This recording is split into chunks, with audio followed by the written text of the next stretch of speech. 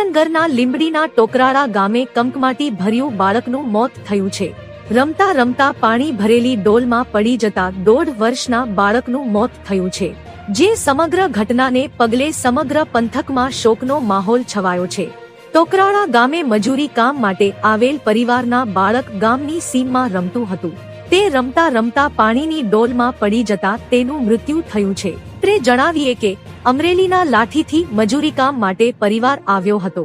બાળકના મોતથી પરિવારમાં શોકનો માહોલ છવાયો છે।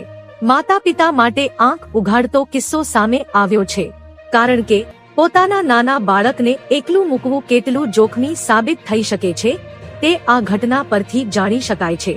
વર્તમાન સમયમાં રમતા રમતા બાળક પાણીમાં પડી જવાથી કે બોરવેલમાં ખાબકી જવાથી મોત કિસ્સો વધી રહ્યા છે।